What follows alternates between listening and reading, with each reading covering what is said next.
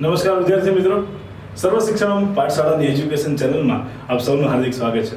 આવો શરૂ કરીએ ધોરણ 9 નું પ્રથમ ચેપ્ટર પ્રકરણ 1 આપણી આસપાસમાં દ્રવ્ય.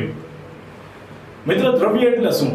આપણી આસપાસમાં દ્રવ્ય આવો જો આપણે ચેપ્ટરનું નામ જોઈએ તો પહેલી શરત આપણી એ હોય કે આપણે નામ તરફ જવું જોઈએ. એટલે કે પહેલા કોઈ પણ વસ્તુ સમજવા પહેલા, કોઈ પણ ટોપિક સમજવા પહેલા આપણે એનું નામ સમજવું પડે, અને નામ સમજી જઈએ તો એ 50% ટોપિક તો આપમેળે જ સમજાઈ જાય.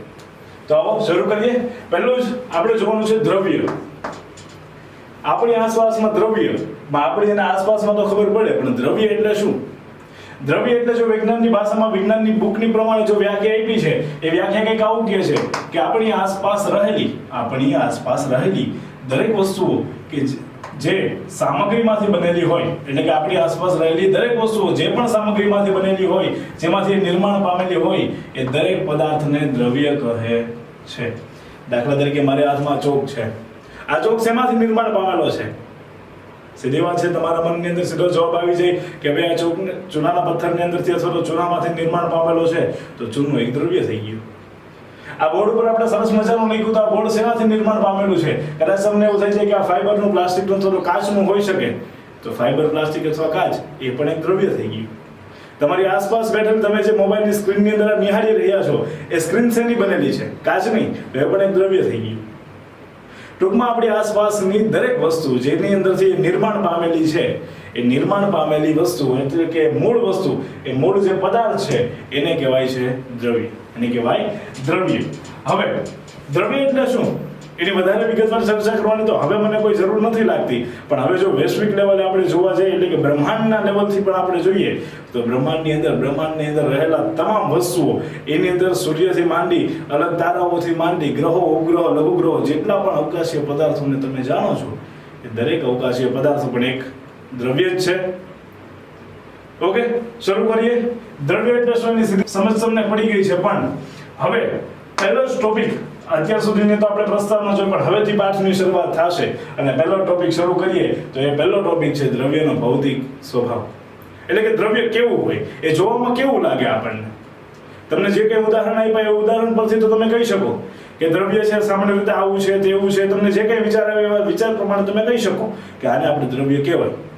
પણ દ્રવ્યનો ભૌતિક સ્વભાવ એને આપણે જોઈને કેવું લાગે, અને વૈજ્ઞાનિક ભાષાની અંદર અથવા તો કાગળ પર લખવું હોય, આપણે સમજવું હોય તો કેવી રીતે સમજી શકીએ? અત્યાર સુધી આપણે જે પદ્ધતિથી ભણતા આવ્યા છીએ એ પદ્ધતિ પ્રમાણે, એ જ રીતે, એ જ મેથડથી સમજવું છે. તો સામાન્ય રીતે કોઈ પણ પદાર્થના, કોઈ પણ તત્વના 3 સ્વરૂપો હોય, અને 3 સ્વરૂપ કયા હોય? ઘન હોય, પ્રવાહી હોય અને વાયુ હોય. આ સિવાય બીજા 2 પણ સ્વરૂપો અત્યારે અસ્તિત્વની અંદર આવી ગયા છે, પણ એની આપણે અત્યારે ચર્ચા કરવાની નથી. આગળના ટોપિકની અંદર ચર્ચા કરશું. એટલે આ સિમ્પલ વાત તમને ખબર હોવી જોઈએ કે સામાન્ય રીતે કોઈ પણ દ્રવ્ય હોય એ આપણી આસપાસ જોવા મળતું દ્રવ્ય 3 સ્વરૂપ, એટલે કે ઘન, પ્રવાહી અથવા તો વાયુ સ્વરૂપે જ નિર્માણ પામેલું હોય છે. ચાલો, હવે આ દ્રવ્ય મૂળ શેનું બનેલું છે? દ્રવ્યની તો આપણને ખબર પડી ગઈ, જોતા કેવું લાગે, કાં તો ઘન હોય, પ્રવાહી હોય અથવા તો વાયુ હોય. પણ આ દ્રવ્ય શેનું બનેલું છે? તો એનો જવાબ આવે દ્રવ્ય કણોનું બનેલું છે. પણ આપણે સીધું માની શકાય નહીં, સીધું માની લેવું જોઈએ નહીં. શું કામ? આપણે વિજ્ઞાન ભણીએ છીએ અને સાબિતી વગર વિજ્ઞાનની એક પણ વાત માનવાની થતી જ નથી. તો એના માટેનો એક સરસ મજાનો પ્રયોગ કરવો છે, પણ એ પ્રયોગ પહેલા તમારી સામે મેં 2 વિધાન ઓલરેડી લખીને રાખ્યા છે. અને પહેલું વિધાન એવું છે કે દ્રવ્ય છે એ લાકડાની જેમ સતત કણોનું બનેલું હોય છે, એટલે કે એકદમ જોડાયેલા કણો. આજે ચોક છે એની અંદર એકદમ જોડાયેલા કણો હોય, એટલે કે દ્રવ્ય છે લાકડાની જેમ સતત કણોનું બનેલું છે, અથવા તો દ્રવ્ય એ રેતીના કણોની જેમ નાના કણો, પણ નાના પણ સાથે સાથે કેવા? છૂટા છવાયા. નાના પણ કેવા? છૂટા છવાયા. આપણને દ્રવ્યની 2 અવસ્થાઓ મળી, આપણને 2 પરિસ્થિતિ મળી. કાં તો એકદમ નજીક જોડાયેલા હોય, કાં તો એકદમ છૂટા હોય. પણ આ બંને વિધાન સાચા છે એવું કહી શકાય નહીં, કારણ કે આ બંને વિધાન માન્યતાઓ છે. એટલે કે કેટલાક લોકો એવું માનતા હતા કે કણો એ સતત જોડાયેલા હોય એને જ કણો કહી શકાય, અને કેટલાક લોકો એવું માનતા હતા કે આ રીતે નાના અને છૂટાછવાયા હોય એને જ કણો કહી શકાય. ચાલો, એક સરસ મજાની પ્રવૃત્તિ કરીએ અને સમજીએ કે કણો શું છે અને કેવી રીતે એ કાર્ય કરે છે, અને કેવી રીતે આપણને સીધી રીતે એને સમજી શકાય. સીધી રીતે સમજવા માટે આપણે ઘરની અંદરથી જ ઉદાહરણ લઈએ. તો જોઈએ સરસ મજાની પ્રવૃત્તિ. સામાન્ય રીતે વિજ્ઞાનના પ્રયોગની અંદર બીકર લેવામાં આવે છે, પણ જો આપણી પાસે બીકર અવેલેબલ ન હોય તો આપણે એક સરસ મજાનો ગ્લાસ લઈ લેવાનો છે, પારદર્શક ગ્લાસ લેવાનો છે અને એ ગ્લાસની અંદર આપણે પાણી ભરી દેવાનું છે. એ પાણી ભરાઈ જાય પછી એ પાણી આપણે અડધે સુધી જ ભરવાનું છે અને પછી એ પાણી જેટલે સુધી આપણે ભરેલું હોય એ સપાટીને આપણે અંકિત કરી નાખવાની છે, એટલે કે ત્યાંની કોઈ નિશાની અથવા તો એ સપાટીને એટલા ભાગને ઉપરના ભાગને રંગી નાખવાનો છે, જેથી આપણને ખબર પડે કે આપણે અહીંયા સુધીનું પાણી ભરેલું છે. એ ભાગને દર્શાવી આપણે આટલા ભાગની અંદર પાણી ભરેલું છે, જે મેં સાઈડની અંદર દર્શાવી દીધું. હવે શું કરવાનું? પાણી એક પ્રકારનું દ્રવ્ય છે, આપણે જાણીએ છીએ, ક્લિયર. પણ હવે તમારે આની અંદર એક બીજા દ્રવ્ય પદાર્થ તરીકે હવે આની અંદર લેવાનું છે તમારે મીઠું. દાખલા તરીકે આ મીઠાનો ડગલો છે ને તમારે આ મીઠું લઈ અને ચમચી વડે 1 by 1 આ મીઠું, તમારે સંપૂર્ણ મીઠું, દાખલા તરીકે તમે એક રકાબી જેટલું મીઠું લો, 5 ગ્રામ લો અથવા તો 10 ગ્રામ મીઠું લો અથવા તો તમે ખાંડ લો તો પણ આ પ્રયોગ કરી શકાય, પણ મીઠું આપણને ઉગળવામાં સરળતા રહે, ખાંડ કરતાં ઝડપથી ઉગળી જાય. એટલે કે આ તમારે એક રકાબીની અંદર અથવા તો કોઈ પાત્રની અંદર થોડા પ્રમાણની અંદર મીઠું લઈ લેવાનું અને મીઠાને પછી આ પાણીની અંદર નાખી દેવાનું અને પછી એક સરસ મજાના કાચના સળિયો લેવાનો અને એની મદદથી આપણે એને સતત હલાવવાનું ક્યાં સુધી? કે ત્યાં સુધી જ્યાં સુધી એની અંદર રહેલું મીઠું, પાણીની અંદર રહેલું મીઠું સંપૂર્ણપણે ઓગળી ન જાય ત્યાં સુધી આપણે એને હલાવતા રહેવાનું. ક્લિયર? હવે આપણે હલાવીશું, પછી આપણે થોડી વાર માટે એ પાણીને શાંત પડવા દેશું, જે ગ્લાસ રોડ હતો એને પણ આપણે બહાર કાઢી દેશું અને પછી અવલોકન કરશું તો પછી આપણને એવું દેખાશે કે આ જે સપાટી આપણે અહીંયા સુધીની રાખી હતી જ્યાં સુધી પાણી ભર્યું હતું, હવે એની અંદર મીઠું નાખ્યું તો કદ વધવું જોઈએ કે ના વધવું જોઈએ? વધવું જોઈએ કે ના વધવું જોઈએ? વધવું જોઈએ. પણ તમને અહીંયા નવાઈ એ લાગશે કે આનું કદ સહેજ પણ વધતું નથી.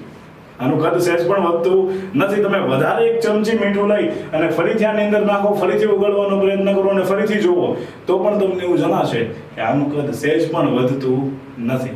સહેજ પણ વધતું નથી. આ માટે આવું કેમ થયું? શું કામ આવું થાય? આ પાછળ કયું કારણ જવાબદાર છે એ જોઈએ. એટલે સુધી ક્લિયર?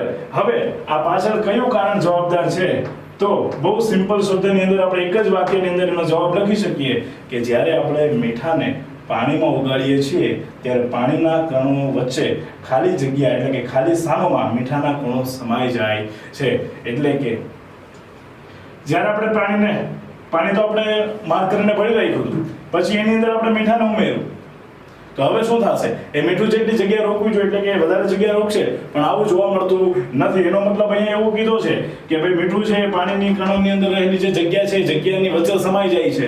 ઇન શોર્ટ આ વાતમાંથી સમજવાનું એટલું છે કે દ્રવ્યના કણોની વચ્ચે જગ્યા રહેલી હોય છે. પાણીના કણોની અંદર પાણીના જે દ્રવ્ય છે એ દ્રવ્યની અંદર રહેલા કણોની વચ્ચે જો જગ્યા ન હોય તો ત્યાં મીઠું સમાઈ શકે નહીં, એટલે કે મીઠાના કણો સમાઈ શકે નહીં. પણ આ જગ્યા હોવાના કારણે મીઠાના કણો સમાઈ જાય છે. એટલે પહેલું લેસન, પહેલી આ વાત પરથી શીખવાનું એ છે કે દ્રવ્ય કણોનું બનેલું છે, પણ સાથે સાથે એક અગત્યની વાત એ છે આ આખા ટોપિક ઉપરથી આપણે એવું શીખાય કે દ્રવ્ય કણોનું તો બનેલું છે જ,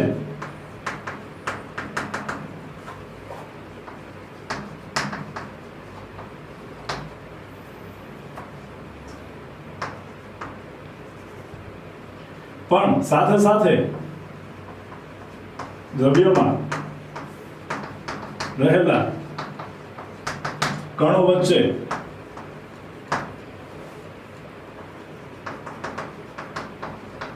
ચોક્કસ અવકાશ અથવા તો જગ્યા રહેલી હોય છે. આ ચોક્કસ અવકાશને કારણે, ચોક્કસ જગ્યાને કારણે જ્યારે આપણે એની અંદર કોઈ બીજો પદાર્થ મિક્સ કરીએ, મિશ્રણ તમે જાણી ગયા છો, જ્યારે આપણે પદાર્થને મિશ્રણ કરી એની અંદર ઉમેરીએ ત્યારે વચ્ચેની જગ્યામાં જે પદાર્થ ગોઠવાઈ જાય છે અને વધારાની જગ્યા રોકતો નથી. ક્લિયર? આશા છે કે તમને આની અંદર સમજ પડી હશે. સાથે સાથે જેટલું તમે શીખ્યા છો, જેટલું તમે સમજ્યા છો એનું સતત મૂલ્યાંકન કરતા રહો, વાંચતા રહો, લખતા રહો, ફરીથી વાંચતા રહો, જેના કારણે તમારે ઓછી મહેનતે સારું પરિણામ મેળવવામાં સહેજ પણ અઘરી બાબત તમને જણાશે નહીં. Thank you. આ વિડીયોને લાઈક કરો, શેર કરો, સબસ્ક્રાઇબ કરો અને હજી નેક્સ્ટ વિડીયોની અંદર રજૂ થશે તો અમારી સાથે જોડાયેલા રહો. Thank you.